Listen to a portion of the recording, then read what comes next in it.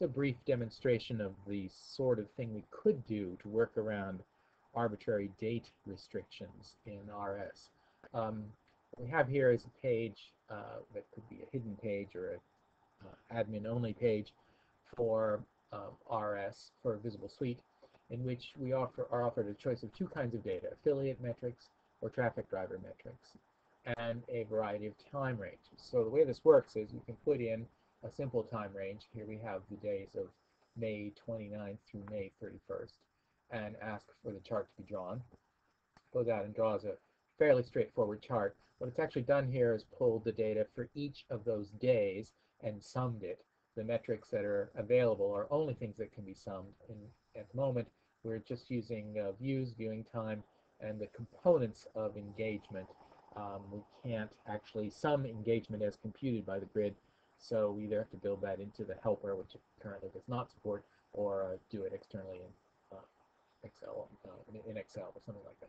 But we can also change the time range. We can add now, suppose we actually wanted from May 29th to the end of August.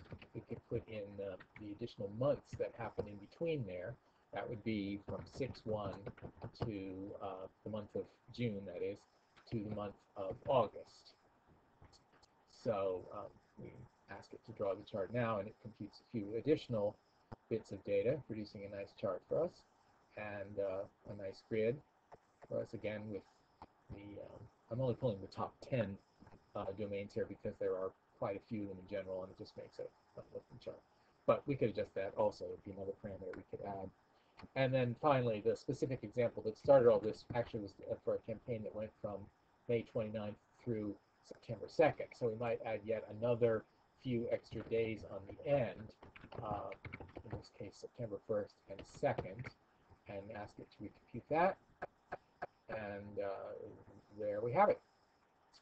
Now we can do the same thing with traffic drivers, slightly different queries, but really it's all working the same way, producing again a useful chart in the grid.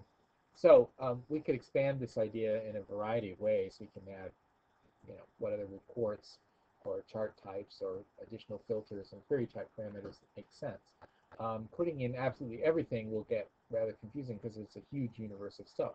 But if we can restrain ourselves to a reasonably modest set of things, then this could be a useful tool for an internal analyst use.